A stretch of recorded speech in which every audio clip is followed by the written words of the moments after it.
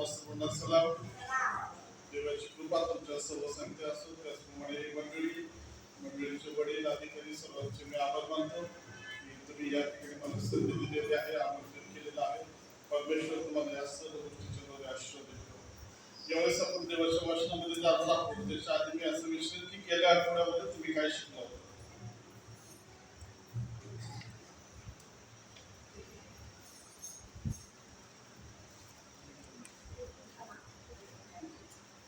गेल्या आठवड्यामध्ये तुम्ही काय शिकला?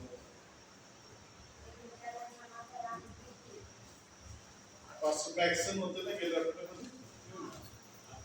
विश्वास वाढण्यासाठी आत्मिक उन्नती.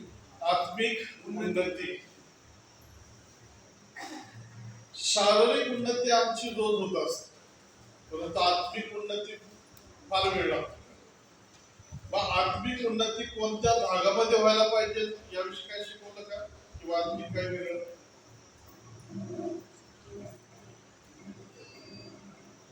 आता दुसरा प्रश्न आहे, मग एक आठवड्यामध्ये तुम्ही जे वचन ऐकलं तुमच्यात काय आत्मिक उन्नती झाली का?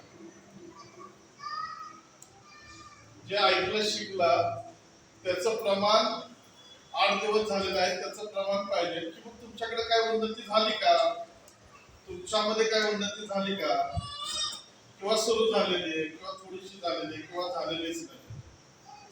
फक्त आम्ही ऐकलं आणि सोडून असं काय आहे का?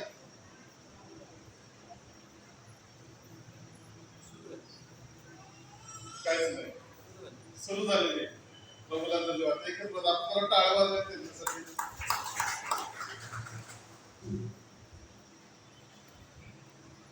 स्तोत्र संहिता 42 अध्याय, इथं माहिती आहे.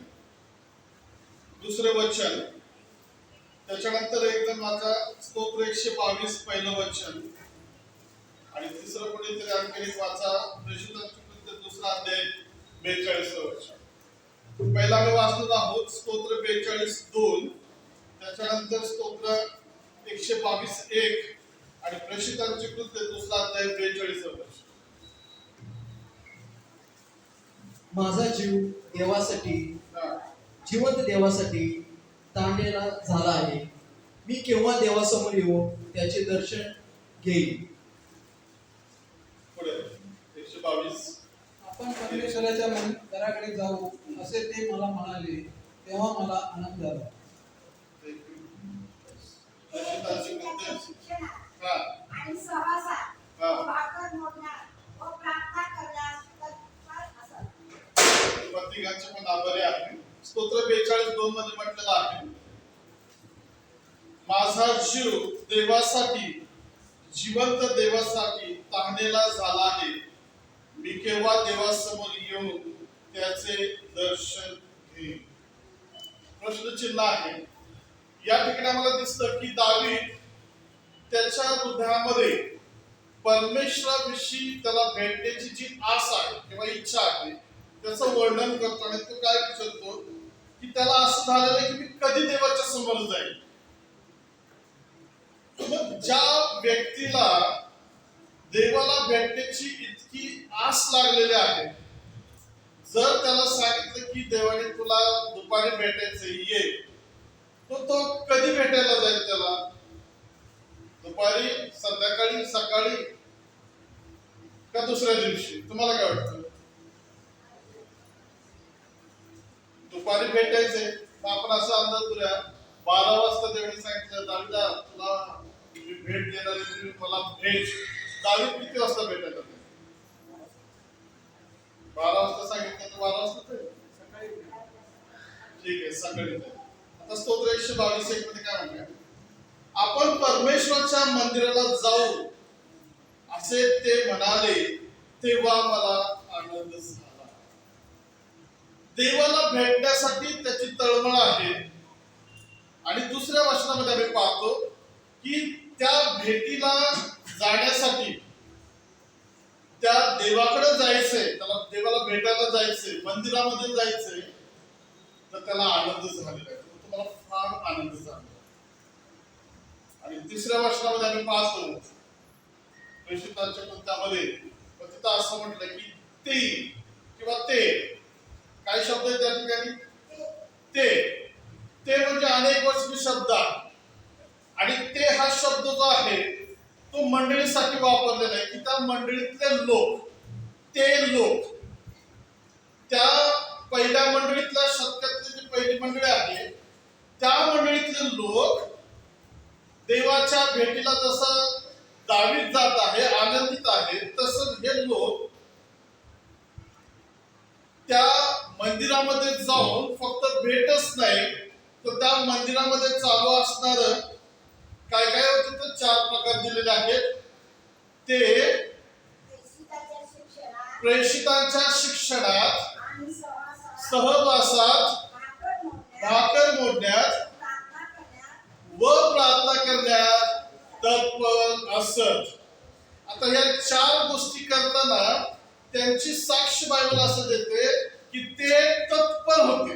तत्पर म्हणजे काय हो? चला आणखी इंग्लिश मध्ये त्याला काय शब्द आहे का? इमिडिएटली. इमिडिएटली. आणखी दुसरा काय आहे का शब्द इंग्लिश मध्ये? अर्ली. हा?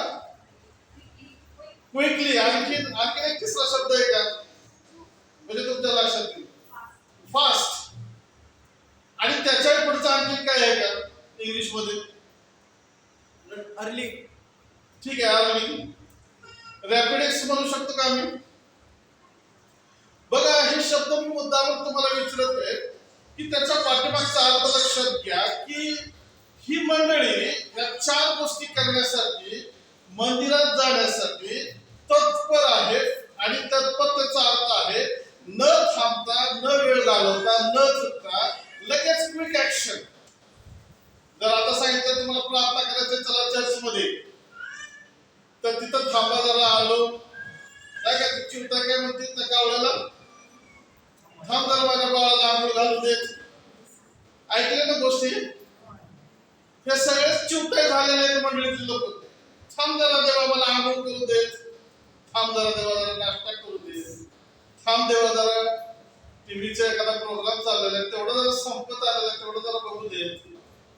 परंतु मंडळीची साक्ष बायबल काय देते की ते तत्पर होते. हालेलुया. काय विषयाचं लक्षात येतं? मी काय शिकवणार आहे आज तुम्हाला? विषयाचं नाव आहे देवाची वेळ चोरणारे विश्वासणारे ख्रिस्ती. विषयाचं नाव आहे देवाची वेळ चोरणारे विश्वासणारे ख्रिस्ती. थोडस अवघड विषय आहे, थोडस राग येणारा विषय. हालेलुया. तो काय हरकत नाही. परमेश्वर जर आमचं शुद्धीकरण करणार असेल तर आमच्यातली घाण काढण्यासाठी आम्ही समर्पित होऊया. प्रियानो, देवाची वेळ चोरणारे, तर पवित्र शास्त्रामध्ये चोराचे वेगवेगळे प्रकार दिलेले आहेत. पवित्र शास्त्रामध्ये जर तुम्ही पाहिलं तर बऱ्याच ठिकाणी चोरी झालेली वर्णन केलेलं आहे. याकोबाने, त्याच्या पत्नीने, गेहजीने किंवा हन्ना, सफीरा जे आहेत त्यांनी पैसे चोरले, गेहजीने कपडे चोरले, सोनं नाणं चोरलं. असे वेगवेगळे चोरणाऱ्याचा उल्लेख केलेला आहे. आणि मग मलाकीच्या पुस्तकामध्ये 3रा अध्याय जर आलं, 8-9 वर्षामध्ये जर तुम्ही गेला तर तिथं असं म्हटलेलं आहे की तुम्ही मला फसवलेलं आहे आणि तुम्ही शापाने शापग्रस्त झालेला आहे. म्हणजे दान आणि दशमांश देवाचा चोरलेला आहे अशी साक्ष बायबल त्या ठिकाणी दिली. आणि त्याच्याबरोबर आधुनिक काळामध्ये जरी आम्ही पैसे चोरणारे नसेल, जरी आम्ही दान दशमांश चोरणारे नसेल, जरी आम्ही गेटीसारखं सोनं नाणं किंवा कपडे चोरून ठेवणारे नसेल, तरी देखील आम्ही एक विश्वासधारे म्हणून जगत असताना बऱ्याच वेळा देवाच्या वेळेची आम्ही चोरी करतो.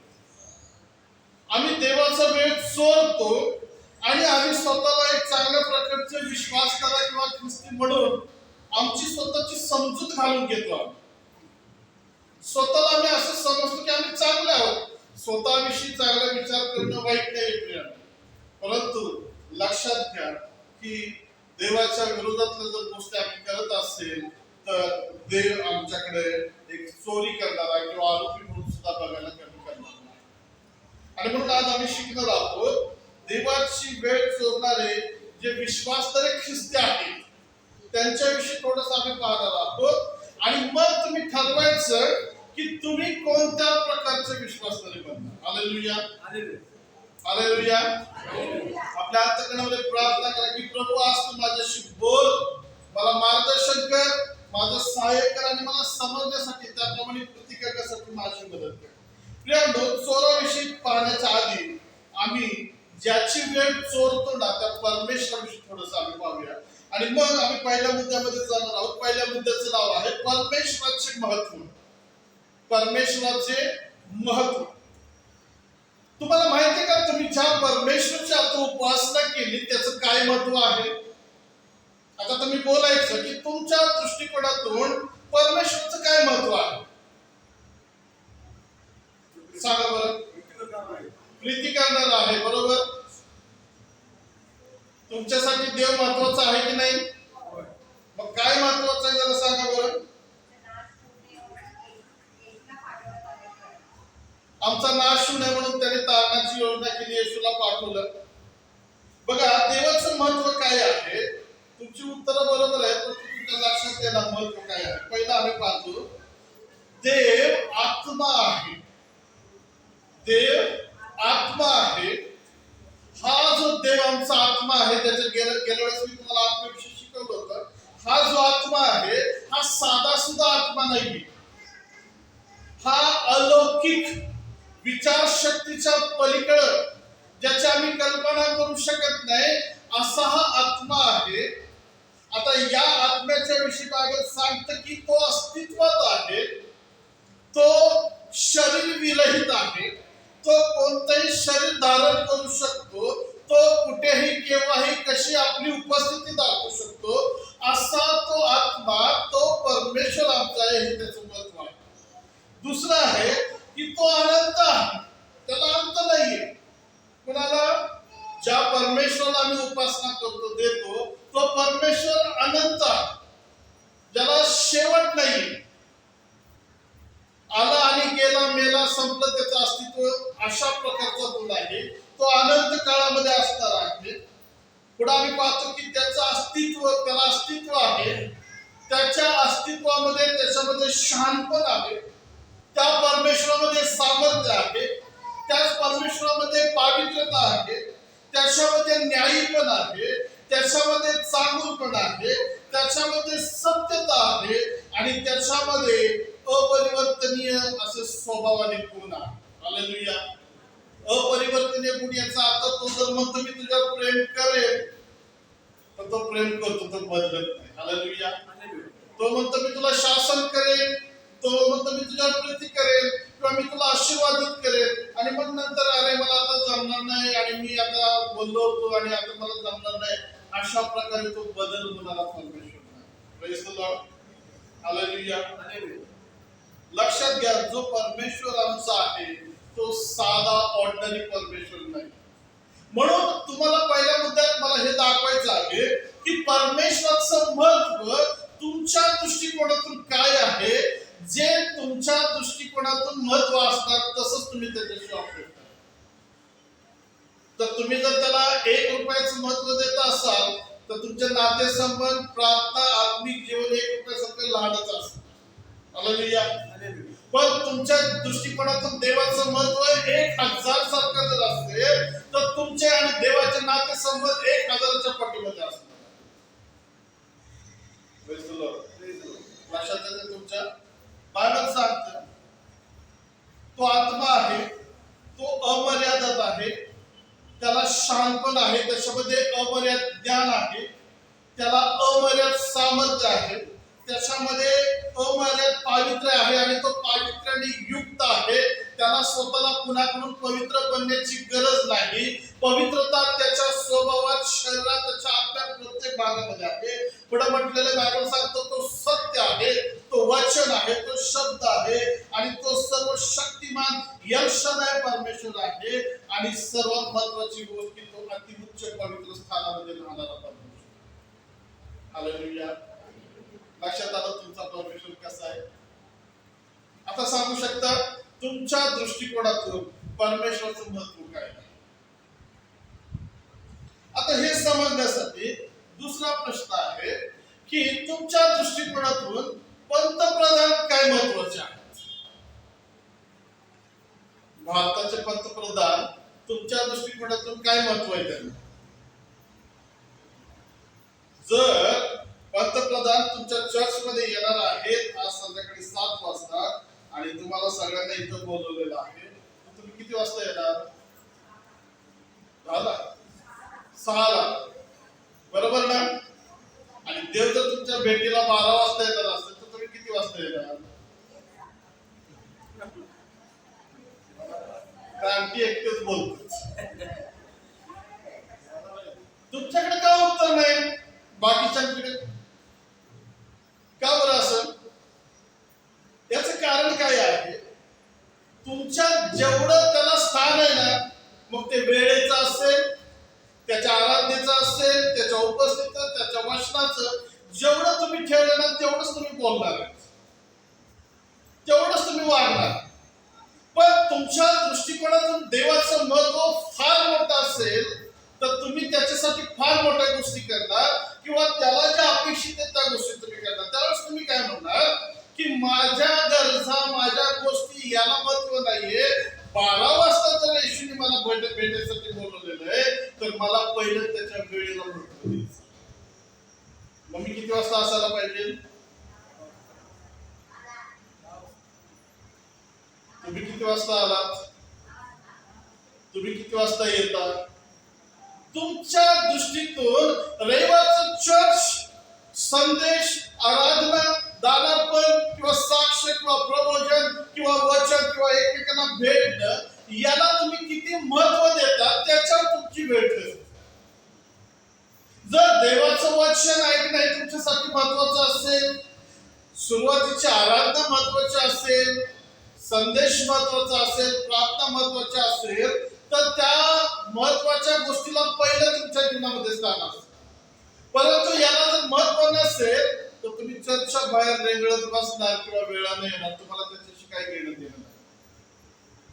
म्हणून मी तुम्हाला पहिला मुद्दा काय दाखवत आहे की देव काय आहे पहिलं समजून घ्या आणि त्याचं महत्व किती आहे, त्याला किती सन्मान आहे, त्याला किती गौरव आहे. थोडस देवाला प्रार्थना करा, देवा माझ्या आत्मिक डोळे उघड आणि स्वर्गातलं दर्शन मला दाखव की त्या दर्शनामध्ये देवदूत त्याची आराधना कशी करते, त्याची उपासना कशी करते, त्याच्या समोर गुडघे टेकते, मुकुट खाली काढून ठेवते, मान झुकवते. इतकं त्याला सन्मान त्या ठिकाणी आहे आणि त्या परमेश्वराला मी कसं हँडल करतो. जर तुमचे आत्मिक डोळे उघडले तर तुम्हाला दर्शन जर झालं तर लक्षात घ्या, तुम्हाला समजेल की मी देवाला किती खालच्या थरावर नेऊन ठेवलं. आमच्या जीवनात आम्ही देवाला महत्व देण्याच्या ऐवजी, उपासनेला महत्व देण्याच्या ऐवजी, देवाच्या वेळेला महत्व देण्याच्या ऐवजी आम्ही स्वतःला, स्वतःच्या गोष्टींना, कुटुंबाला, पैशाला, लेकरांना, नातेवाईकांना, कार्यक्रम, जेवणे, मरणे, पुरणे, बांधणे, लग्न या गोष्टीला आम्ही महत्व दिलेलं आहे आणि म्हणून आम्हाला देवाचं महत्व समजलं. आता ज्यांना महत्व समजलं त्यांची साक्ष आम्ही मगाशी वाचली. परत एकदा स्तोत्र 42:2 मध्ये काय म्हटलं वाचा बोलता ठिकाणी दावीद काय म्हणतो? हरिणी जशी पाण्याच्या प्रवाहासाठी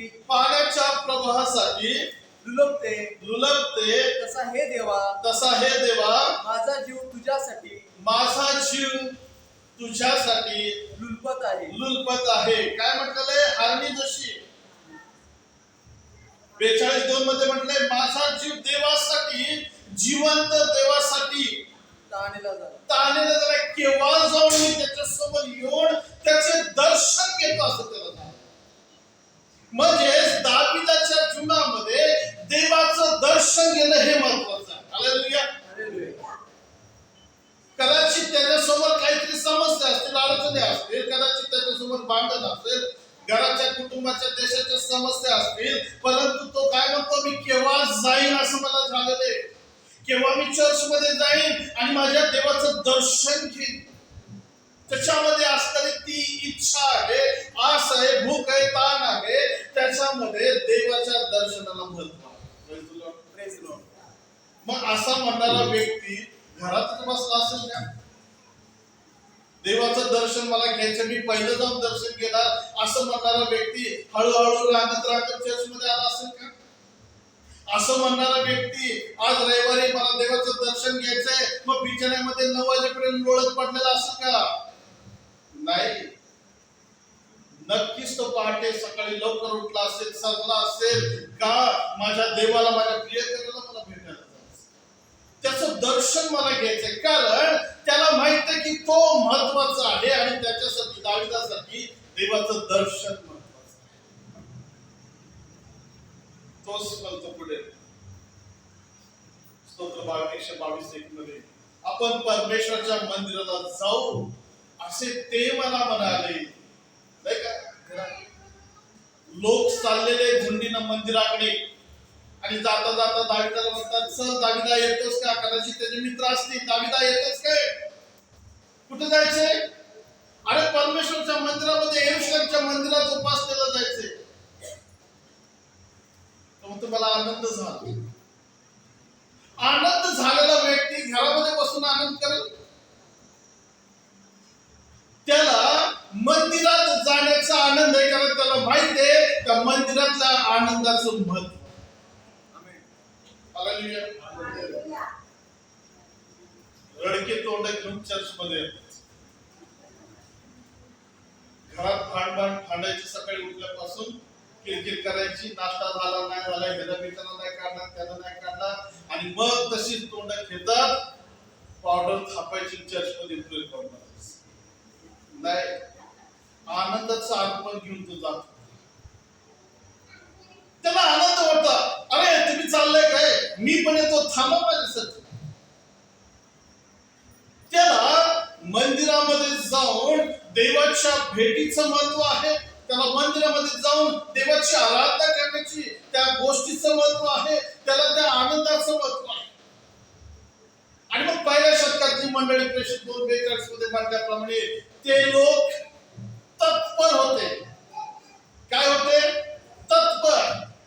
तत्पर त्याचा अर्थ असा आहे, हा जो शब्द आहे हा आम्हाला कमांडो जे फोर्स असते तिथं वापरला जातो. फास्ट, लगेच ऍक्शन, क्विकली ऍक्शन. कमांडोच्या ट्रेनिंग मध्ये एक रूल्स आहे. ज्या वेळेस तो कमांडो तयार होतात, त्याचं प्रशिक्षण होतं सगळं, आणि त्या शिक्षणामध्ये त्यांना शिकवलं जातं की तुमचा मेजर किंवा अधिकारी ज्यावेळेस तुम्हाला एखादी कमांड करेल, म्हणजे आज्ञा देईल, त्यावेळेस एका क्षणाचाही विचार न करता त्या आज्ञेचं पालन तुम्ही करायचं. तिथं एक्सक्यूज नाही, थांब जरा, 5 मिनिट वेळ द्या, जरा विचार करतो, जरा पाणी पितो. नो, तसं नाही. आता उदाहरणासाठी की तुम्ही जर कमांडो आहात, आहे का तुम्ही कमांडो? ख्रिस्ताचे कमांडो आहे. शंका वाटते, काय करायचं? आपण उदाहरण घेऊया की तुम्ही कमांडो आहात आणि अचानक तुम्हाला तुमचे आई वडील त्या ठिकाणी भेटायला आलेले आहेत आणि तुम्ही भेटता, तुम्हाला आनंद झाला, अरे माझे आई वडील मला भेटायला आले, तुमचे बोलणे चालले, आणि तुमचा कमांडर तिथे येतो, अधिकारी येतो आणि म्हणतो शूट हिम. याचा अर्थ काय? गोळी घाल. कमांडोनी काय केलं पाहिजे? कमांडोनी काय केलं? म्हणून तुम्हाला म्हणतो तुम्ही कमांडो आहात. तुम्ही काय करणार? अधिकाऱ्याच्या अधीन असणार. जर अधिकाऱ्याच्या अधीन असाल तर तुम्हाला तुमच्या आई वडिलांना तिथेच गोळ्या घालायच्या. डेअरिंग होईल का तुमचं? नाही. ही तशी खरी परीक्षा आहे की एका क्षणाचा विलंब न लावता तुम्ही अधिकाऱ्याचं जर ऐकता आणि शूट करता, त्या क्रियेला म्हटलं एकदम फास्ट, तत्पर. कसलाही विचार करायचा नाही, फक्त त्याचं ऐकायचं, एवढंच काम असतं. ही जी मंडळी आहे, ज्या मंडळीचं वर्णन प्रेषितांच्या कृत्यामध्ये केलेलं आहे आणि त्याचं वर्णन सांगितलंय की ती मंडळी प्रेषितांच्या शिक्षणामध्ये. तुम्ही कशासाठी इथं येता? कशासाठी येता? म्हणून मी चले गेल्या आठवड्यात काय शिकवलं, तुम्ही पाळलं का, वागलं का, बोललं का, एकच पण उत्तर आहे. मंदिरामध्ये वचनाचं शिक्षण दिलं जातं आणि शास्त्र म्हणतं ते शिक्षण घेण्यामध्ये ती मंडळी तत्पर. हालेलुया. काय झालेलं आहे, आम्ही पहिला विचार करतो पालक कोण आहे आधी सांगा, मग यायचं का नाही ठरवतो. पालकावर तुम्ही ठरवता चर्च मध्ये जायचं का नाही जायचं. स्तुती आराधना कोण करणार आहे ते सांगा, मग त्यावेळेस आम्ही यायचं का नंतर यायचं. नाही, देवाच्या राज्यामध्ये असं चालत नाही. शिक्षण देणारा कोणी असू दे, लीडिंग आराधना करणारा कोणी असू दे, माझं काम आहे की मी मंदिरामध्ये माझ्या देवाला भेटायला जाते, माणसाला भेटायला नाही जात. मी तो माझा विरोधी तिथं उभा राहिलेला आहे, ती मला अशी बोलली, तो असा बोलला, याचे उन्हा दोन विचार घेऊन त्या व्यक्तीसाठी मी जात नाही. मी माझ्या प्रभूचा आनंद घेण्यासाठी मी तिथं जातो. आणि ही साक्ष त्या मंडळीची आहे की ती शिक्षण घेण्यासाठी, देवाचं वचन ऐकण्यासाठी चर्च मध्ये जात होती. पण कशी जात होती, तिच्यामध्ये तत्परता होती. लगेच पुढे म्हटलेलं आहे, प्रेषितांच्या शिक्षणात, प्रेषितांच्या सहभागितेमध्ये, संगती, फेलोशिप मध्ये, एकत्र येण्यामध्ये त्यांना आनंद होता. तिला यायच्या नाही युद्धात राहू दे, चला आपलं आपली जाऊ होतं ना. असं काय मस्का मारायचं त्यांना, पैसारखा फोन करायचं. फोन काय म्हणतो माहिती का, ज्यावेळेस तुम्ही प्रवचनासाठी जेवणासाठी एकत्र येता, गडबड करू नका, एकमेकांची वाट बघा. आम्हाला वाट बघण्यापेक्षा वाट लावायला बरं वाटतं. त्याच्यात तत्पर आहे इकडचं तिकडे करायला. परंतु वचनाची सेवा, आराधना, फेलोशिप मध्ये एकत्र येण्यासाठी ती तत्परता आम्हाला दिसून येईल. हालेलुया. मला आठवण करून द्यायचं, मोदी गुरुवारच किती वाजता चर्च होतं? मोदी गुरुवारचं चर्च संध्याकाळी होतं ना, बुधवार का गुरुवार? 6च्या आधी मी इकडे होतो, तिथं बसलो त्या बाकड्यावरती, चर्च बंद होतो. वाईट वाटतं मला सांगा.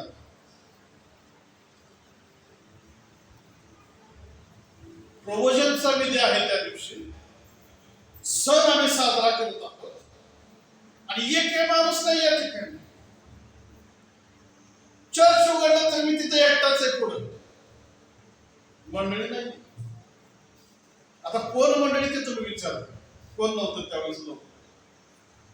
बायबल मध्ये ती मंडळी एकत्र येण्यामध्ये तत्पर होती, सहभागितेमध्ये. त्याच्यानंतर पुढे म्हणलेले ती प्रवचन, भाकर मांडण्यामध्ये तत्पर होती आणि शेवटी म्हणजे ती प्रार्थना करण्यामध्ये तत्पर होती. मला काही असे नग माहिती आहेत, प्रार्थनेच्या वेळेस उठून जातात. काय जातात माहिती आहे? उगाच माझ्याकडे बोट केलं तर मग मी काय सगळ्यासमोर उठून प्रार्थना करायची का? प्रार्थना कंटाळवाणी वाटते. एखादा पुढे कोणतरी मध्यस्थीची प्रार्थना करत असेल, एखाद्या विषयाला अनुसार मंडळीसाठी किंवा XYZ गोष्टीसाठी प्रार्थना करत असेल, तर आम्ही त्या प्रार्थनेमध्ये बसून त्या प्रार्थना करणाऱ्याला प्रोत्साहन, येस आमेन हालेलुया म्हणण्यापेक्षा प्रार्थनेची डोळे बंद झाली की लोक हळूहळू बाहेर जातात. एक फेरफटका मारून बोर वाटतं प्रार्थना. कोण आहे? कोण आहे? कोण आहे? हे ख्रिस्ती लोक आहेत. कोण आहे? हे विश्वासणारे लोक आहेत. देवाच्या प्रिय लोकांना लक्षात घ्या, देवाचं महत्व समजत असताना देवाचं महत्व देवाला देणं गरजेचं. चर्च मध्ये काय यायचं याचं महत्व लक्षात घ्या. वेळेत काय यायचं, वेळेच्या आधी काय यायचं याचं महत्व. स्तुती आराधना झाल्यानंतर येणाऱ्या लक्षात घ्या, स्तुती आराधना किती महत्वाची आहे. ज्या वेळेस तुम्ही पहिल्या लवकर बसता आणि पहिली प्रार्थना, सुरुवातीची प्रार्थना अटेंड करता, लक्षात घ्या तुमच्यापासून आशीर्वादाची सुरुवात चालू. ज्यावेळेस तुम्ही आराधनेमध्ये असता, येरीवरचा तट पाडणारा परमेश्वर त्या आराधनेमध्ये तुमचे तट पाडत असतो. ज्यावेळेस तुम्ही मध्यस्थीच्या प्रार्थनेमध्ये असता, त्यावेळेस एक मध्यस्थीचं ओझं देव तुमच्यावरती देत असतो. ज्यावेळेस वचनासाठी बसलेले असता, देव तुमचं शुद्धीकरण करत असतो, देव तुम्हाला तयार करत असतो, देव तुम्हाला भरत असतो, नको असलेल्या गोष्टी तुमच्या मधून तो काढत असतो. झालं वचन संपलं. शेवटच्या आशीर्वादाला पण कोण थांबत नाही, लगेच पळून जात. का? गाडी चुकणार आहे, लहान पोरग घरातच ठेवलेलं आहे, मग आम्हाला फिरायला जायचं होतं, XYZ कारण असतं. शास्त्र जो शेवटपर्यंत टिकतो तोच तर. हालेलुया. जो शेवटपर्यंत चर्च मध्ये बसतो ना, देव त्याच्याबरोबर हातात हात घालून त्याच्या घरापर्यंत जातो. हालेलुया. लक्षात घ्या देवाचं मत. दुसरा मुद्दा आम्ही पाहणार,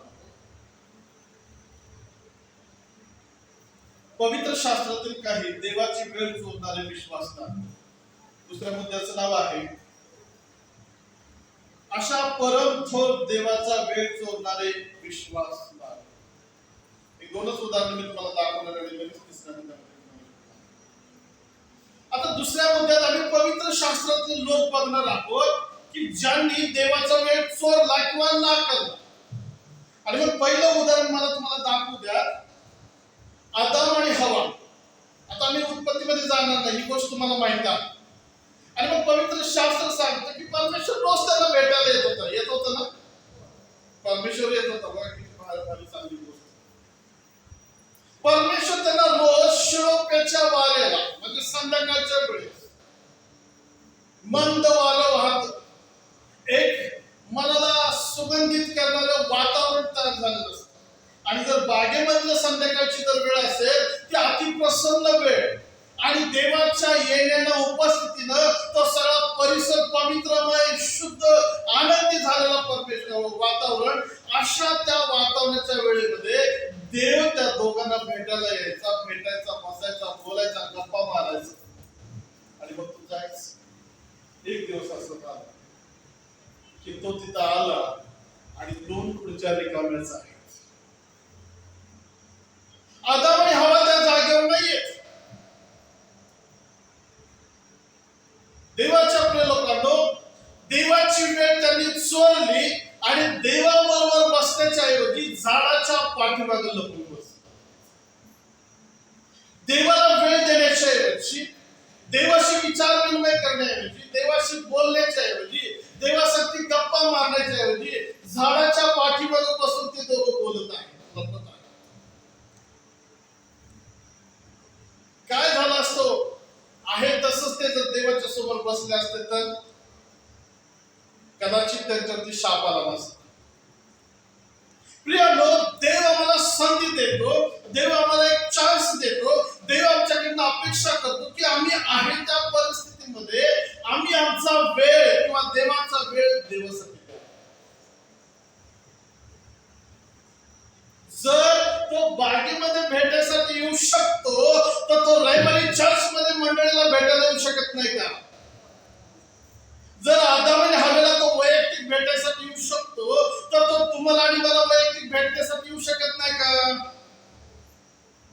मग हे जर आम्हाला समजतं की देव इथं येतो, देवाची उपस्थिती आहे, आराधनेमध्ये म्हणतात पवित्र आत्मा उतरा, पवित्र आत्मा जर आमच्यामध्ये आहे तर मग त्याला भेटायला आम्ही वेळ काढतो. चर्च मध्ये येण्यासाठी आम्हाला वेळ का लागतो? चर्चला आम्ही का वेळाने येतो, का उशिरा येतो, का आमच्यामध्ये ती अशी भावना निर्माण झालेली आहे की वेळाने गेलं तरी काय होत नाही, चालतंय. देवाच्या प्रेमाकडे लक्षात घ्या, याचे दुष्परिणाम नंतर भोगावे लागतात. ज्यावेळेस या दोघांनी देवाची सहभागिता चुकवली, वेळ चोरला, देवाच्या भेटीला त्यांनी नाकारलं आणि दुसऱ्या गोष्टीमध्ये गेले, लक्षात घ्या त्याच्यानंतर त्यांच्यावरती शाप आला. कारण काही असेल, शास्त्र म्हणतात त्यांना समजलं की आपण विवस्त्र आहोत, नग्न आहोत, हे त्यांचं कारण असेल. तुमचं कारण काय आहे? तुमची कारण काही असू शकतील. लक्षात घ्या, जर तुमच्याकडे वेळ आहे आणि तुम्ही निवांत आहात आणि तुम्हाला चर्चला जायचं माहिती आहे, परंतु तुम्ही चर्चला वेळ नाही देता, चर्च चुकवता किंवा चर्चला कमी किंमत देता, आराधनेला तुम्ही किंमत देत नाही, तर लक्षात घ्या शाप तुमची वाट बघत आहे. नगरपालिकेमध्ये कामाला कोण आहेत का? हात वर करा बघू. गव्हर्नमेंट सर्वंट कोण आहे का? शाळेमध्ये, दवाखान्यामध्ये, नगरपालिकेमध्ये. तुम्हाला माहित आहे का आता एक सिस्टीम आहे, कामावर जायचं तिथं आज ऑफिसमध्ये जायचं आणि मशीनला थंब लावावा लागतो, अंगठा लावायला लागतो. माहिती आहे का? किती जणांना माहिती आहे? हात वर करा. अरे वा, प्रभूला धन्यवाद. आणि देवाने जर आमच्या चर्चमध्ये येताना अंगठा लावायची सिस्टीम केली तर चालेल का? बघा, जगाच्या कामामध्ये, ऑफिसमध्ये, कार्यालयामध्ये अंगठा उशिरा उठू नको म्हणून कामगार ते वर्कर्स काय करतात, 5-10 मिनिट आधी जातात आणि पहिला अंगठा प्रेस करतात, नंतर बोलल्यानंतर चहा बघल्यानंतर हजर मांड्या पहिला अंगठा लावतात. किती तत्परता आहे ना त्याच्यामध्ये. आणि हेच लोक चर्च मध्ये यायचे असतील तेव्हा, उपासनेसाठी यायचं असेल तेव्हा, उपास प्रार्थनेला यायचं असेल तेव्हा, आराधनेसाठी यायचं असेल तेव्हा, म्हणजे देवाला जर भेटायचं असेल तर देवा तू बस तिकडे, तुझी काही एवढी गरज नाही, तुझं काही महत्व नाही, मशीन तिकडे महत्वाची आहे, ते मला पगार कमी करतील, तू काय पण करू शकतो. म्हणजे काय झालेलं आहे, जग आणि जगाच्या गोष्टीला देवापेक्षा आम्ही जास्त महत्व दिलेलं आहे किंवा देत आहोत, आणि देवाला आम्ही अंगठा दाखवतो. बस तसंच आदाम आणि हवेने देवाची भेट टाळली. देवाला द्यायचा जो वेळ होता, देवासाठी गप्पा मारण्याचा जो वेळ होता, तो त्यांनी चोरला आणि त्यांच्यावरती शाप आलेला आहे. तुम्हाला माहिती आहे त्याचा परिणाम होईल तर काय झालं? तर नुसता शाप आला का? आणखी काय झालं? दुसरी घटना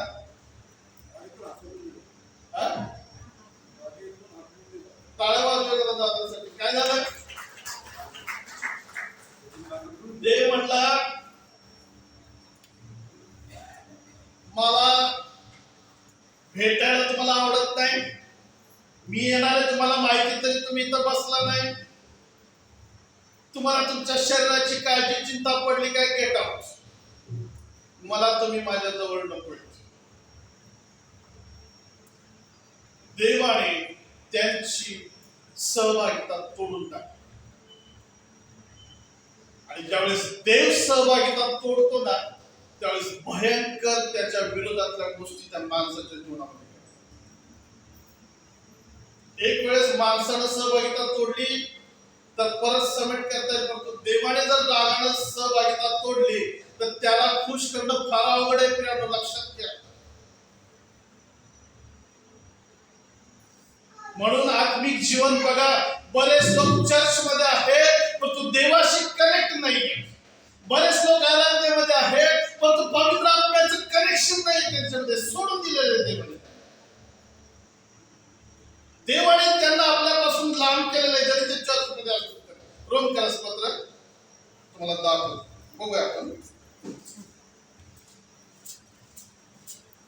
रोमकरास पत्र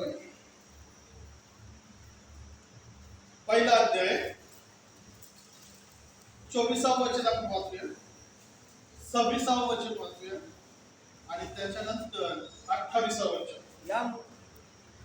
रोमकरास पत्र अध्याय 1, 24, 26 आणि 28. यामुळे ते आपल्या मनाच्या वासनात असताना देवाने त्यांना अशुद्धेच्या स्वाधीन केले.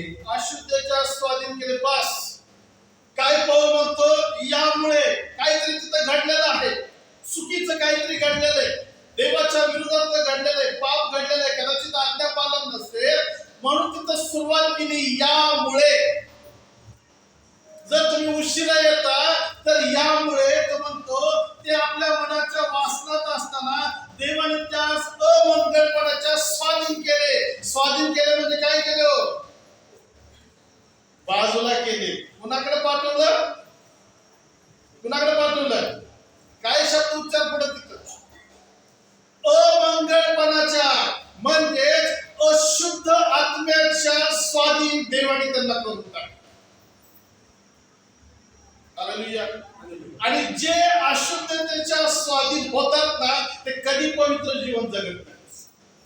ते जरी शुद्ध कपडे घातले असतील, चांगले मेकअप केले असतील किंवा बॉडी परफ्यूम मारून एकदम हँडसम दिसत असते, लक्षात घ्या, शुद्धता त्यांच्यातून कधीच गेली.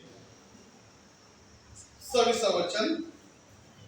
या कारणामुळे देवाने त्यांना दुर्वासनाच्या स्वाधीन केले. दुर्वासनाच्या स्वाधीन केले. बघा परत तिथं शब्द उच्चार कसा आहे, यामुळे देवाने त्यांना, माझं भाषांतर म्हणतं, निंद्य मनोभावाच्या स्वाधीन केले.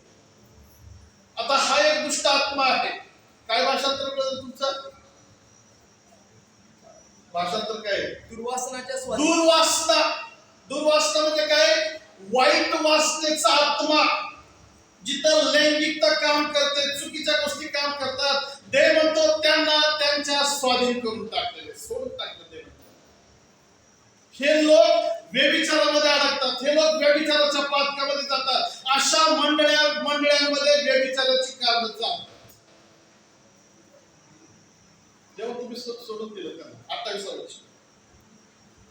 आणखी ज्या अर्थी देवाची जाणीव ठेवण्यास ते मान्य झाले नाहीत, त्या अर्थी देवाने त्यांना अनुचित कर्म करण्यास विपरीत मनाच्या स्वाधीन केले. तिसरं शेवटचं पार महत्वाचं काय म्हटलेलं आहे? देवाने त्यास अनुचित कर्मे करण्यास भ्रष्ट अशा मनाच्या स्वाधीन केले. भ्रष्ट आत्मा, हे दुष्ट आत्म्याचे बहीण भाऊ आहेत बरं का, लक्षात घ्या. देव ज्यावेळेस सोडतो ना, तुम्हाला नकोय, लक्षात घ्या, ती व्यक्ती शैतानाच्या हातामध्ये जाते. भ्रष्ट मनाच्या स्वाधीन. हे लोक भ्रष्टाचार करतात मंडळीत, घरात, कामात, कुठं असेल तिथं यांच्यामध्ये भ्रष्टाचाराचा आत्मा काम. देव तिथं त्यांच्यासाठी राहतो. म्हणून लक्षात घ्या, ज्यावेळेस रविवारचा चर्चचा टायमिंग किंवा उपास प्राप्तीची वेळ असते आणि तुम्ही चुकवता किंवा लांब होता, वेळाने येता, कदाचित तुमच्यावर अशी वेळ की देव तुम्हाला सोडून टाकतो. तुम्ही चर्च मध्ये असतात, परंतु देवाचा आत्मा किंवा देव तुमच्या बरोबर नसतो. तुम्ही आराधनेमध्ये असतात, परंतु पवित्र आत्मा, अभिषेकाचा आत्मा तुमच्या बरोबर कोण असतात? हे भ्रष्ट मनाचे आत्मे, अशुद्धतेचे आत्मे, फूस लावणारे आत्मे, यांच्या स्वाधीन देव करून टाकतात. कुणाला? देवाची वेळ चोरतात, देवाला महत्व देत नाहीत, देवाचं महत्व कमी करतात, त्याचा आदर करत नाही, त्याला खाली आणतात, खालच्या लेवलला आणतात. त्या लोकांची परिस्थिती अशी. म्हणून मी तुम्हाला नेहमी सांगत असतो, चर्चची वेळ चर्चच्या वेळेसारखीच चालते. जर 10चं चर्च आहे तर 9:30 पावणे 10 तुम्ही इथं असायला पाहिजे. जर 11चं चर्च आहे तर 10:30 पावणे 11 तुम्ही इथं असायला पाहिजे. कारण जो पहिला येऊन बसतो ना, त्याच्याबरोबर पहिला आल्याबरोबर देव गप्पा मारत बसतो. देवाचा आत्मा प्रगटीकरण देत असतो, देवाचा आत्मा बोलत असतो, देव बघत असतो कोण माझा रिस्पेक्ट करते म्हणून ते पहिले आले. तुमच्या येण्याने तुम्ही दाखवा की देवा, आय लव्ह यू, मी तुझ्यावर प्रेम करतो म्हणून मी तुझ्यासाठी लवकर आलो. बायको मला थांबा जरा मेकअप करते, नवऱ्याला म्हणा तू मेकअपच करत बस, मी माझ्या प्रभूला भेटायला चाललो. हालेलुया. झालंय का असं पवित्र शास्त्रात? घडलंय का? घडलंय. कराराचा कोश ज्यावेळेस येत होता, दावीद नाचायला लागला, वरनं त्या मॅडम काय म्हणतात, अरे दावीदा काय नाचतोस तू? काय उत्तर दिलं दावीदानं? तुला नाचायचं तर नाच, नाही तर नको नाचतोस तू, तुझं काय पण कर, मी माझ्या प्रभू समोर नाचणार आणि मी खाली होणार. हालेलुया. ही जी गोष्ट आहे, ही गोष्ट काय दर्शवते की देवाचा कराराचा कोश बायकोपेक्षा त्याला महत्वाचा. बायकांना नवरा उठत नाही, झोप मला तसंच तुम्ही जातो माझ्या प्रभूला मला भेटायचं, मला आराधना करायची आहे, मला मंदिर स्वच्छ करायचंय, मला झाडलोट करायचे, कारण माझा प्रभू तिथे आलेला. साहेबांना अधिकारी येणार असेल तर ऑफिस मध्ये, शाळा, कॉलेज, दवाखान्यामध्ये जर तुम्ही पहिली हजेरी लावून पुढच्या सीटवर जाऊन बसता, तर चर्च मध्ये तुम्ही कसं असायला पाहिजे? देवाचं महत्व कमी करतो. दुसरं उदाहरण आम्ही पाहतो पवित्र शास्त्रामध्ये. आणि मग मध्यरात्र झाली आणि दिवे सगळ्यांचे बंद झाले. कोणाचे? 10 मुलींचे. मग 5 जणींनी एक्स्ट्रा आणलेलं तेल आपल्या दिव्यात ओतलं, दिवे परत पेटले.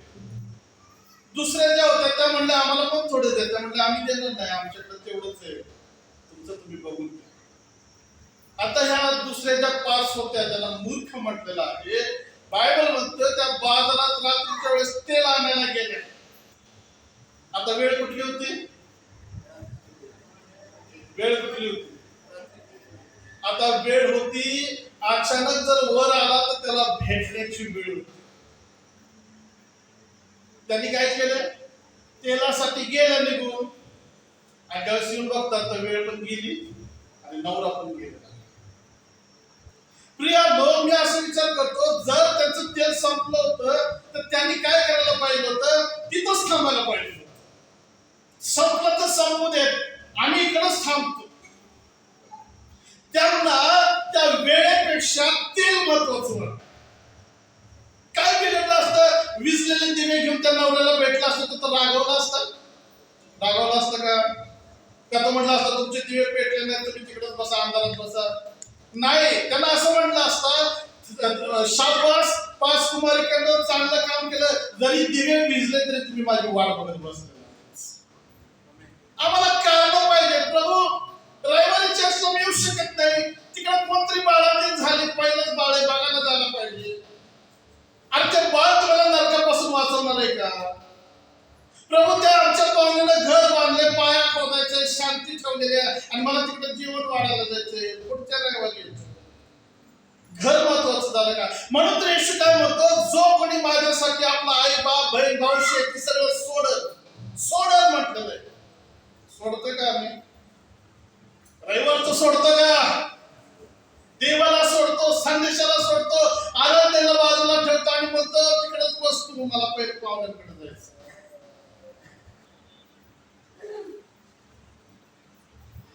देवाच्या प्रेमाकडे लक्षात घ्या. 5 कुमारिकांची वेळ चुकली. त्यांनी वेळेला महत्व दिलं नाही.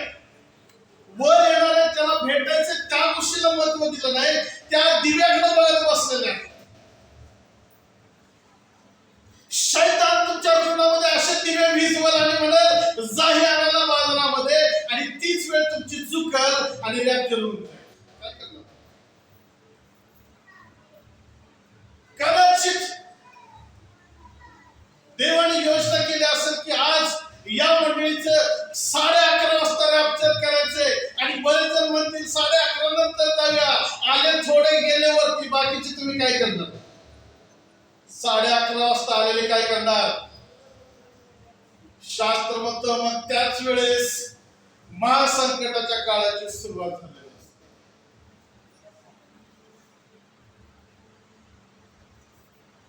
कारण देऊ नका, कारण काढू नका, आणि कारण निघाली तर देवाने तुम्हाला अधिकार दिलाय सापण विचून तोडवण्याचा. त्या कारणाला तुडवा आणि त्याला सांगा, माझा प्रभू तो वाट बघत आहे, मला जायलाच पाहिजे. मला साक्ष सांगू द्यात, आज तुमच्याकडे येत असताना एवढा शैतानाने अटॅक केलेला आहे की मला अशी वेळ आली आता यांना फोन करावा, मला यायला जमणार नाही.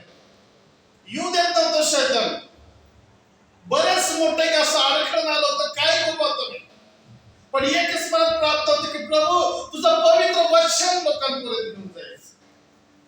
मला वेळ झाला तरी चालेल, पण तू शैतानाला मी विजय होऊ देणार.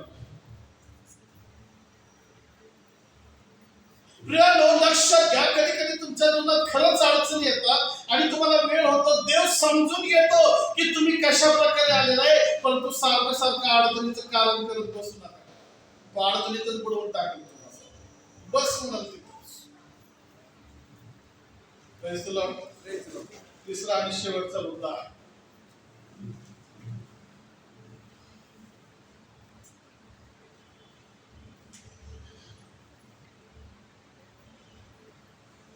का देवाचे लोक देवाचा वेळ चोरतात किंवा टाळतात किंवा का उशिरा येतात? चर्चला का उशिरा? त्याची 7 कारणे आहेत. पहिला, चर्चला उशिरा येणे म्हणजे देवाविषयी व त्याच्या वचनाविषयी या लोकांमध्ये बेपर्वाचा स्वभाव असतो. ते वचनाला गांभीर्याने घेतात. वचनाविषयी असतं की त्यांचं मन हे कसे आहेत? परवा न करणारे, महत्व न देणे. जर तुम्ही देवाला महत्व देता तर तुम्ही तिथं असणार, जर तुम्ही कमी महत्व देता तर तुम्ही कमी असणार, आणि तुम्ही महत्व देत नसाल तर तुम्ही तिथं नसणार. हालेलुया. प्रश्न एक असा आहे, असं समजायचं की तुम्ही सगळे 12वीच्या परीक्षेला आता जाणार आहात. तुम्ही सगळे 12वीच्या परीक्षा, आज तुमचा पहिला पेपर आहे आणि आजच तुमचा चुलता मामा काका जे कोण असेल जरा वाईट वाटतं तो मरण पाव प्रिय व्यक्ती तो मरण पावला आणि 12वीचा पहिला पेपर. काय करायचं? माहितीला जायचं, रडत बसायचं का त्या व्यक्तीनं पेपर द्यायला जायचं? तुम्ही काय करणार? काय बोलायला? जीवाचा व्यक्ती मेला त्याचं काय आहे की नाही? मग हीच गोष्ट चर्चच्या बाबतीत का होत नाही? त्याला मेलेला बोलू दे, पहिला मी माझा पेपर चर्च मध्ये देऊ. कारण तुम्ही ज्याच्यावर प्रीती करताना त्याच्याच मागे तुम्ही जाता. येशू काय म्हणला त्या लोकांना? चला जेवायला. एक म्हणतो माझा आजा मेलाय, एक म्हणतो मी बैल घेतला, एक म्हणतो आताच माझं लग्न झालं. येशू काय म्हणले? मेलेल्यांना बोलू दे, तू स्वर्गाच्या जेवणाकडे चल. रविवारी बऱ्याच माहिती निघतात. काय हो, असं कधी घडलं का तुम्ही त्या प्रेताजवळ गेला आणि तो प्रेत उठून म्हणतो बरं झालं चर्च चुकून माझ्यासाठी आलास? चर्च झाल्यानंतर तुम्ही जाऊ शकता, तो चर्चची वेळ ज्याला गांभीर्य आहे तो चर्चची वेळ पाहा. हालेलुया. पुढे चर्चला उशिरा येणे म्हणजे देवाचा सन्मान करणे जाणीवपूर्वक टाळणे. चर्चला उशिरा येणे, जाणीवपूर्वक देवाचा सन्मान करणे टाळणे. एखाद्या मोठ्या कॉन्फरन्स मध्ये जर 7चं कॉन्फरन्स असेल आणि 7:30-8 वाजता जर तिथं आत येत असतील तर लक्षात घ्या त्याला आतमध्ये जाऊ देत नाहीत. का माहितीये? जर तो मध्ये घुसत असेल तो क्षण जो आहे ते कार्य ते अपमानास्पद आहे. कोणाचा अपमान? ज्यांनी ते अरेंज केलेलं आहे किंवा ज्याला पुढे बोलायसाठी उभं केलंय त्याचा अपमान आहे तो. का?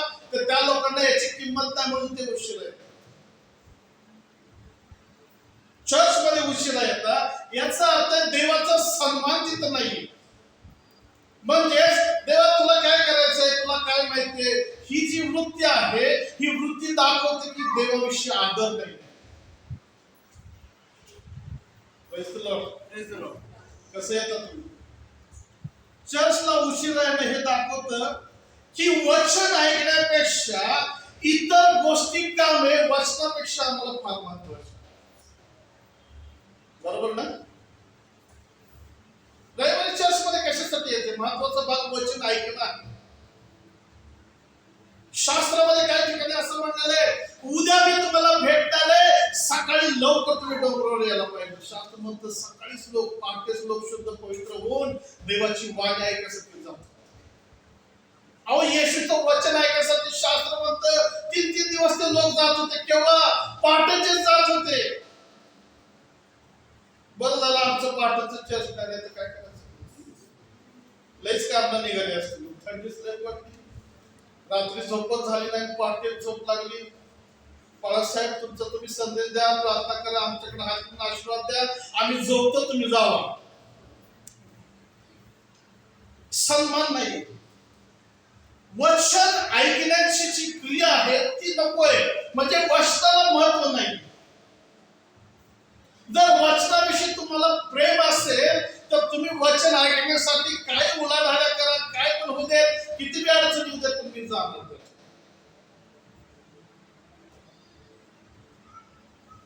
शास्त्र म्हणतं ज्याचा आज्ञा पालनामध्ये हर्ष आहे तो धन्य.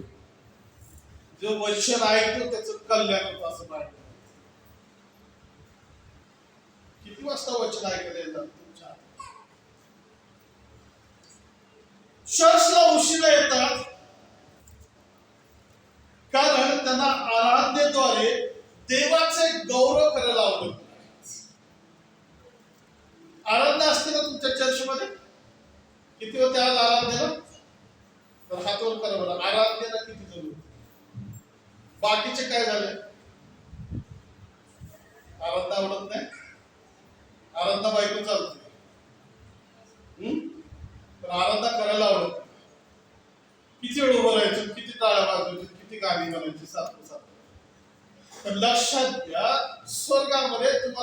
आराधनेचं कामच आहे तिथं, इथंच आराधना करत नाही तर तिथं कशाला तर तुम्हाला घेईल? इथंच आत्म्याने खरेपणानं आराधना नाही तर तो स्वर्गामध्ये तुम्हाला घेऊन काय तिथं जागा आडवायच काम करणार आहे तो? Get out. लक्षात घ्या, स्तवनामध्ये बसताना परमेश्वर असं बायबल सांगतं, ज्यावेळेस तुम्ही आराधनेमध्ये असता पहिल्या आराधनेपासून, त्यावेळेस देवाचा अभिषेक तुमच्यावर उतरत असतो, देवाचा स्पर्श असतो, देवाची उपस्थिती असते, तुमच्या कमजोऱ्या निघून जात असतात, तुमचं आत्मिक आणि शारीरिक जीवन शरीर देव ट्रान्सफर करत असतो, बदलत असतो. कशाला आराधना करायची? आराधना झाल्यावर ठरलं. घरात ज्यावेळेस तुम्ही बसता ना आराधनेच्या वेळेस, लक्षात घ्या, तुम्हाला तिथं दुष्ट आत्मे थांबवत आणि तुम्ही त्याचं ऐकत असता. पण ज्यावेळेस आराधना झाली, एरवीचे दट पडलेले आहेत आणि देव तुमचे बंधनं तोडायसाठी त्या आराधनेमध्ये वाढवत असतो. पण आम्हाला आराधना आवडत नाही. चर्चला उशिरा येतात ते हे दर्शवतात की मंडळीची सहभागिता आम्हाला महत्वाची नाही. काय करायचं, लवकर जाऊन आम्ही एकटेच असतो, बाकीचे कोण येत नाही. देवाने तुम्हाला पाचारण केलंय, तुम्ही तरी कोण नाही येऊ देत, पण मी पहिला जाऊन बसतो, असं जर सगळे म्हणले तर 10चं चर्च 9:30लाच भरून चालू होईल. Hallelujah, hallelujah. ते येत नाहीत लवकर, मग आम्ही जाऊन काय करायचं आहे का नाही? त्या राजाने म्हणलं सगळे हौदात एक एक तांब्या दूध वाहता. काय म्हटलं आठवतो का संदेश? पाणी ओतलं, त्यांनी पाणी ओतलं, यांनी पाणी ओतलं, सगळ्यांनीच पाणी ओतलं. हे ते उशिरा येतात, मग मी उशिरा जातो असं म्हणून सगळेच उशिरा येतात. सहभागितेमध्ये तत्पर असायला पाहिजे. मग ही सहभागिता कशी आहे? शनिवारपासून तुमचे फोन चालू व्हायला पाहिजेत एकमेकांना, उद्या चर्चला लवकर यायचं, मी येणार आहे, तोपर्यंत आपल्याला काम करायचं. आकाश पांढरे एकटाच नाही, तुम्हाला सगळ्याला काम करायचे, झाडायचे, लोटायचे, पुसायचे, XYZ पाणी काय असेल ते का माझ्या देवाच्या मंदिरात मला जाताना आनंद आहे.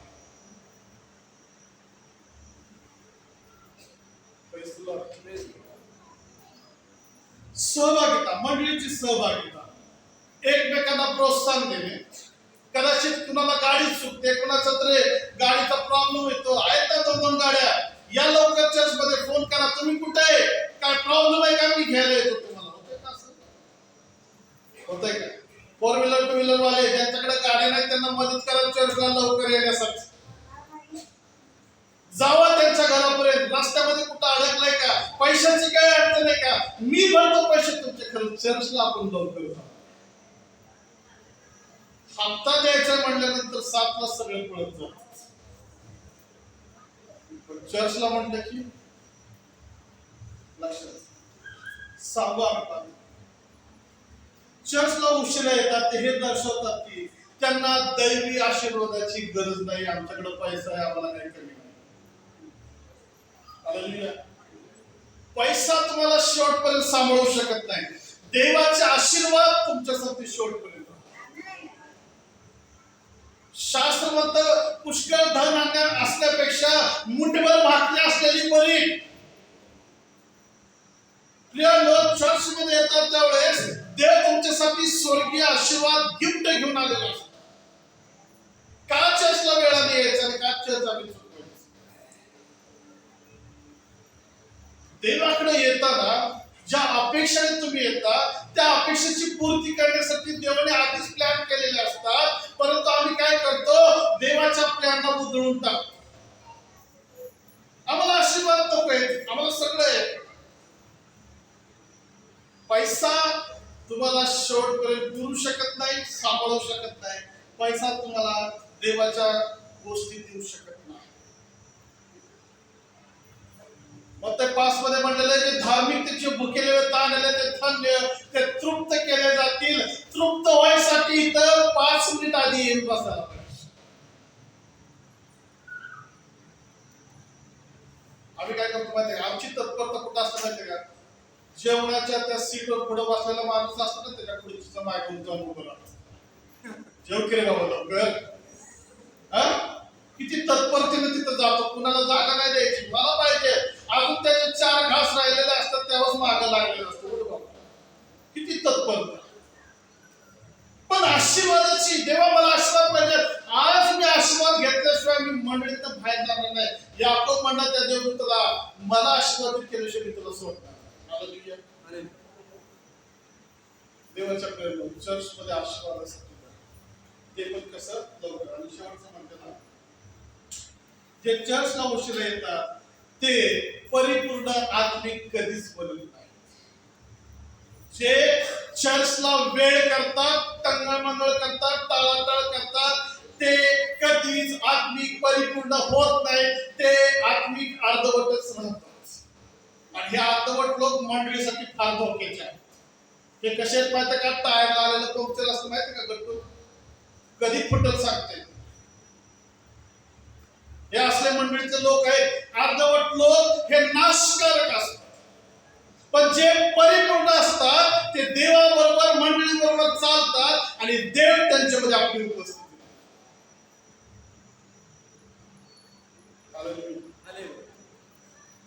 तुम्ही स्वतःच परीक्षण करा की काय मी आत्मिक परिपूर्णतेच्या वाटेवर आहे का? मी आत्मिक परिपूर्ण होण्यासाठी प्रयत्न करत आहे का? मी आत्मिक देवाच्या समोर सादरीकरण होण्यासाठी स्वतःला तयार करत आहे. कारण आम्ही प्रमोशन मध्ये जात असताना त्याच वेळेस आपण परीक्षा करूया. डोळे झाका आणि स्वतःच परीक्षण करा की मी एक सोडणारा, वेळ सोडणारा ख्रिस्ती विश्वासदार आहे. जर ते असेल तर देवाच्या समोर प्रामाणिकपणे कबुली द्या आणि पुढच्या रविवारी वैयक्तिक निर्णय घ्या. कोणी येऊ देत नाही येऊ दे, मी माझ्या प्रभूला भेटायसाठी माझ्या मंदिरामध्ये सगळ्यात पहिला आलेला. आशीर्वादाचा पहिला वाटा माझा असेल असं समजून, असं विचार करून समर्पण करा. मी पहिला येऊन चर्च, मी येऊन चर्च उघडेन, मी येऊन व्यवस्था करेन, मी माझ्या प्रभूच्या दर्शनासाठी येईन. प्रभू मला सहाय्य कर. आणि जर तुम्ही वेळ करून चुकवणारे असाल तर देव तुम्हाला बदलण्याची आधीच एक संधी देतो. प्रभूला म्हणा, प्रभू मला क्षमा,